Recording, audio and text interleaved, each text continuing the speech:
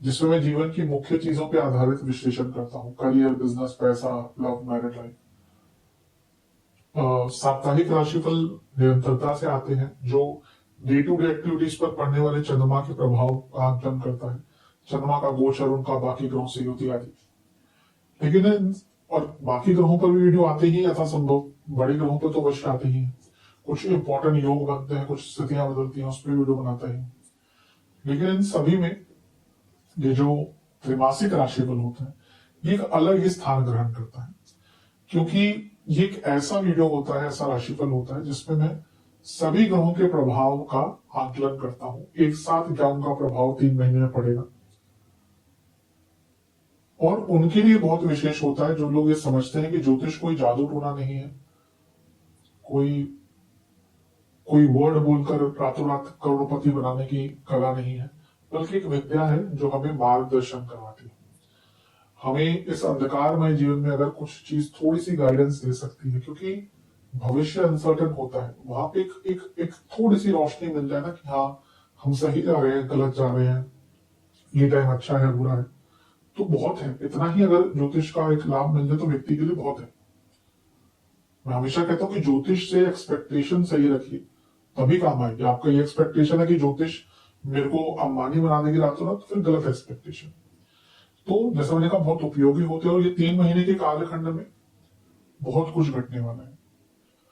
अक्टूबर का महीना शुक्र नीच के होंगे, गुरु उच्च के होंगे, शनि शुक्र समसप्तक योग बनेगा, सूर्य नीच के होंगे।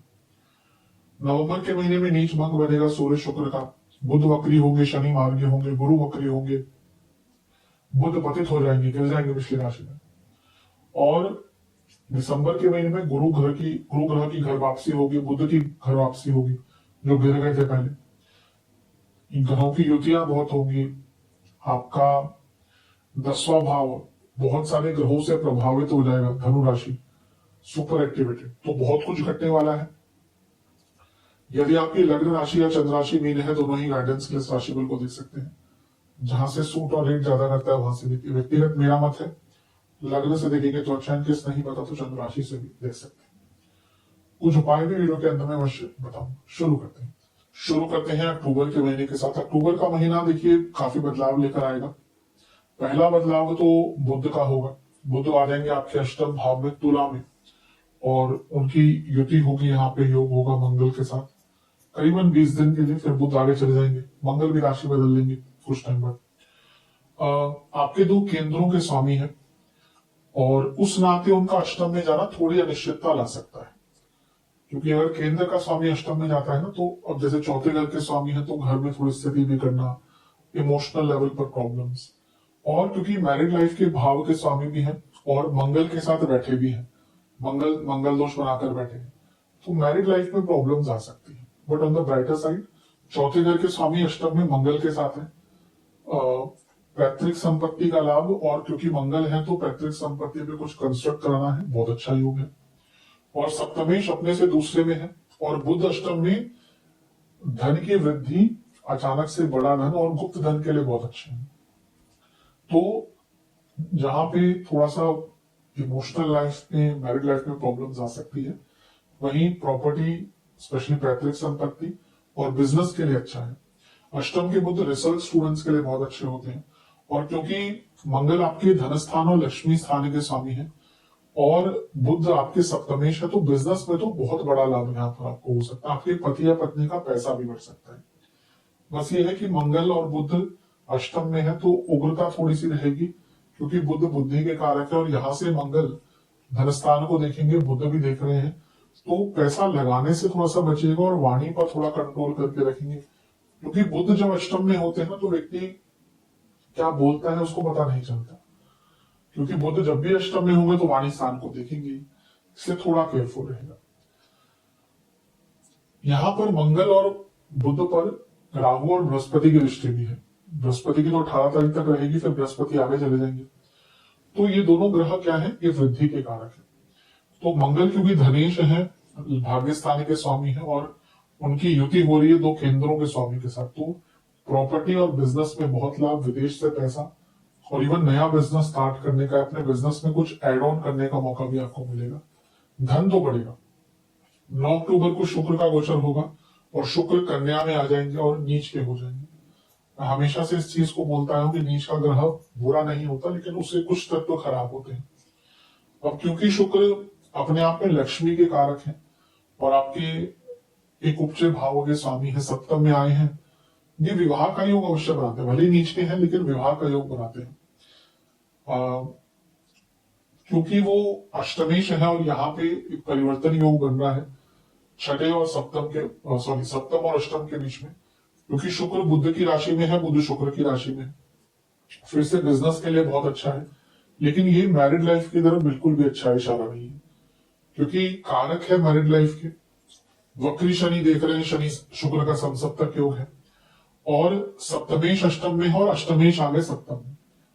मैरिड लाइफ में तो ऑलरेडी कई मीन वाले जातकों को प्रॉब्लम्स आ ही रही थी, यहाँ पे प्रॉब्लम बहुत बढ़ने वाली है। शुक्र यहाँ पे है, अच्छा सप्तम से 12वें के स्वामी भी यहीं पे है सूर्य। मैं हमेशा कहता हूँ छठा भाव बहुत खतरनाक होता है मैरिड लाइफ के लिए, तो बहुत केयरफुल रहेगा, क्योंकि अगला गोचर जो या फिर कहिए ये जो सूर्य का यहाँ पे होना है, उसके बाद पाप कर्तरी योग भी है, मंगल दोष भी बना हुआ है, तो मैरिड लाइफ में कहीं ना कहीं कोई रिलीफ नहीं मिलेगा। बल्कि शुक्र का यहाँ पे नीच का होना यानी कि discontentment, cheating, even love life पर भी इसका बुरा प्रभाव पड़ेगा। अपनी इमेज को लेकर बहुत कॉन्शियस रहेगा कार्य क्षेत्र में, जीवन में, क्योंकि कुछ लोग आपके ना इमेज पर प्रहार करने की कोशिश करेंगे, इससे आपको बच के रहना है। 17 अक्टूबर को सूर्य का गोचर होगा और सूर्य आ जाएंगे अष्टम में। अष्टम के सूर्य वैसे तो बहुत अच्छे नहीं माने जाते, स्पेशली सेहत पर इनका अच्छा प्रभाव नहीं होता, लेकिन आपके लिए विपरीत राजयोग बना रहे हैं, तो ये सूर्य का विपरीत राजयोग कभी कभी बहुत प्रभावी होता है। तो यहाँ पे अचानक से गुप्त धन की वृद्धि, लीगल कार्यों में सफलता, क्योंकि छठे घर के स्वामी हैं और बुध के साथ भी बैठे हैं, तो लीगल कार्यों में सफलता, मंगल के साथ बैठे हैं तो कोई फंसा हुआ पैसा वापस आना, पैतृक संपत्ति से फिर से लाभ, और क्योंकि बुध चौथे घर के स्वामी भी है, कोई प्रॉपर्टी का इशू चल रहा था उसको सॉल्व कराने का योग। लेकिन अष्टम में इतने सारे ग्रह, जिसमें से 2 अग्नि तत्व के ग्रह हैं और सूर्य अष्टम में आ गए, यानी कि इम्यूनिटी की प्रॉब्लम, तो यहाँ पे आपको इन्फेक्शन, इम्यूनिटी की प्रॉब्लम वगैरह हो सकती है। रिसर्च बेस्ड स्टूडेंट्स के लिए बहुत अच्छा है, विद्या प्राप्ति के लिए बहुत अच्छा है, और एक प्रकार से कुछ नए आइडियाज, और ये उन लोगों के लिए बहुत अच्छा होता है जिनके जीवन में रास्ते ही खत्म हो जाते हैं, उनको यहाँ पे कुछ नया रास्ता अवश्य प्राप्त होता है। 18 अक्टूबर को गुरु का गोचर हो जाएगा। गुरु आपके चौथे घर को छोड़कर पंचम भाव में आ जाएंगे, उच्च के हो जाएंगे। मैं इसको कई बार समझा चुका हूं कि गुरु 7 साल के लिए अतिचारी नहीं होंगे, हर साल अतिचारी होते हैं। मेरा प्रयास रहेगा एक अलग वीडियो बने, उसमें मैं समझाऊंगा इस चीज को। वो क्योंकि एक राशि में 30 डिग्री ही होती है, तो उसमें आगे अगर जाएंगे तो अगली राशि में जाएंगे। हर साल गुरु अतिचारी होते हैं, हर साल वक्री होते हैं। उनका वक्रता या उनका अतिचारी होना सूर्य से दूरी पर डिपेंड करता है। तो गुरु का पंचम में आना, उच्च का हो जाना, इसका ज्योतिषीय प्रभाव तो पड़ेगा। पहला तो लग्नेश आपके उच्च के हो गए, उनको उच्च का कब होना था 2026, लेकिन अभी कब हो रहे हैं 25 में, यानी कि चीजें कुछ तो बदलेंगी ही। लग्नेश का उच्च का होना यानी कि पद प्राप्ति, जीवन में एक नया पद मिलेगा, भाग्य का बहुत साथ मिलेगा। 10वें घर के स्वामी है, अपने से अष्टम में उच्च के हो गए, जॉब चेंज का योग, कुछ आप स्टार्ट करना चाहते थे बहुत टाइम से नहीं कर पा रहे थे उसका योग, और जीवन में बहुत सफलता मिलेगी। यहां से वो नवम को देखेंगे, यानी कि भाग्य बहुत साथ देगा। ज्ञान प्राप्ति का अच्छा योग है, यहाँ से वो 11वें घर को देखेंगे, यानी कि लाभ ही लाभ प्राप्त होगा। और लग्न को देखना, जहाँ पे शनि भी है जो लाभेश ही है, धन कमाने के नए सोर्सेस, भाग्य का साथ, आध्यात्मिकता, धार्मिकता, और स्टूडेंट्स के लिए तो अति शुभ, नया रिलेशनशिप स्टार्ट हो सकता है, और संतान प्राप्ति का भी बहुत सुंदर योग यहाँ पे बन जाता है, एटलीस्ट 11 नवंबर तक, क्योंकि 11 नवंबर को बृहस्पति वक्री हो जाएंगे। लेकिन ये बृहस्पति अचानक से जीवन में बहुत लाभ लेकर आएंगे। 24 अक्टूबर को बुध का गोचर होगा और बुध आ जाएंगे आपके नवम भाव में। ठीक है, अष्टम से निकल गए केंद्रों के स्वामी, तो थोड़ी अनिश्चितता जो थी वो कम होगी। सप्तमेश केंद्र के स्वामी त्रिकोण में है, बिजनेस में लाभ, चौथे घर के स्वामी त्रिकोण में है, घर में कोई प्रॉब्लम चल रही थी उसको सुलझाने का मौका, बुद्धिमत्ता साथ देगी, गुरु की दृष्टि बुध पे है तो क्रिएटिव आइडिया, स्टडी, स्टूडेंट्स कुछ सीखने का मौका और शास्त्रीय ज्ञान, इसका भी योग होता है। अच्छा है, बहुत अच्छा है। ये टाइम होता है जब आपको शास्त्रों को पढ़ने का मौका मिलता है। 27 अक्टूबर मंगल आ जाएंगे आपके नवम भाव में, अपनी खुद की राशि में। बहुत सुंदर राजयोग बनाएंगे। मैं हमेशा कहता हूं मेरे हिसाब से मंगल मीन के लिए योग कारक ग्रह के प्रकार हैं। ठीक है, शास्त्रों में नहीं लिखा, लेकिन हर ग्रह हर लगने के लिए, कुछ शास्त्रों में नहीं लिखा लेकिन हर लगने के लिए एक ना एक ग्रह योग कारक की भूमिका निभाता है, कुछ प्रत्यक्ष रूप से और कुछ कहीं ना कहीं में भी शास्त्रों में नहीं है, लेकिन फिर भी वो रोल निभाते। तो आपके लिए वो मंगल एक प्रकार के ग्रह है। तो मंगल का नवम में आना अच्छा ही होता है। यहाँ पे तो अपनी ही राशि में है, तो ये सौभाग्य योग, लक्ष्मी योग, भाग्य योग बना रहे हैं। एक त्रिकोण का स्वामी, दो केंद्रों के स्वामी के साथ त्रिकोण स्थान में, भाग्य का बहुत साथ, लक्ष्मी वृद्धि, बुद्ध बुद्धिमता, तो मंगल पराक्रम, और यहां से दोनों पराक्रम के भाव को देखिए तो भाग्य, पराक्रम, बुद्धि, शारीरिक क्षमता, स्किल्स, हर चीज का मिलन होगा। वो कर पाएंगे जो बहुत टाइम से नहीं कर पा रहे थे, वो प्राप्त कर पाएंगे। शास्त्रीय ज्ञान, क्षमता, लॉजिकल रीजनिंग, लक्ष्मी प्राप्ति के बहुत अच्छे योग। गुरु की दृष्टि है जो उच्च की अवस्था के है, धन स्थान के स्वामी को देख रहे हैं जो लक्ष्मी स्थान में बैठे हुए, पैसा कमाने के नए रास्ते, बुद्धिमता, क्रिएटिविटी एट अनदर लेवल, बहुत अच्छा योग बन रहा है। लेकिन नवम में आ गए मंगल, तो बॉसेस से थोड़ी प्रॉब्लम्स हो सकती है, बचा के रहेगा अपने संबंधों को उनसे। 12वें घर को देखेंगे जब पे राहु है, थोड़ी तबियत बिगड़ सकती है, लेकिन विदेश के काम बहुत अच्छे होंगे। तीसरे घर को देखेंगे, शारीरिक क्षमता, बौद्धिक क्षमता, पराक्रम, स्किल्स, नॉलेज, हर चीज की वृद्धि, कुछ सीखने के लिए बहुत अच्छा टाइम। और चौथे घर पर मंगल की दृष्टि, चौथे से 12वें को भी देख रहे हैं, चौथे घर को भी देख रहे हैं, यानी कि प्रॉपर्टी बेचने के लिए भी अच्छा योग और खरीदने के लिए भी अच्छा योग। तो देखा जाए तो अक्टूबर का महीना आपके लिए काफी अच्छा है।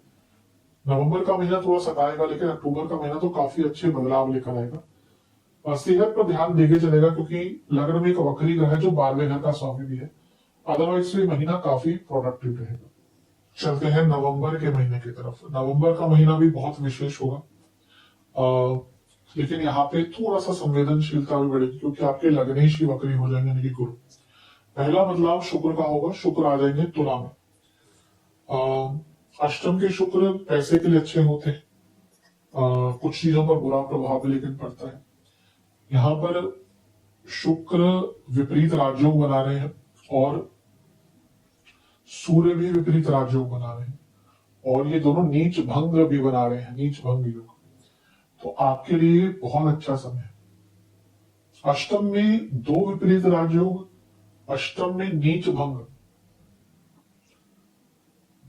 विपरीत राजयोग विपरीत परिस्थितियों में बनने वाला राजयोग, नीच भंग नीच की अवस्था में बनने वाला। ये दोनों ही योग ऐसे योग होते हैं जो सामान्य नहीं है, जो नेचुरली हम कहेंगे कि अच्छा नहीं है, लेकिन ये अलग प्रकार से व्यक्ति को लाभ देते हैं। मैं कई बार बताता हूं कि अगर आपकी कुंडली में विपरीत राजयोग है तो मान के चलेगा, और उसकी दशा मिल गई आपको ग्रह की ना, तो बहुत अच्छा है। सिमिलरली अगर आपकी कुंडली में नीच भंग है, प्रॉपरली नीच भंग बना हुआ, उसकी दशा मिल गई, बहुत अच्छा है।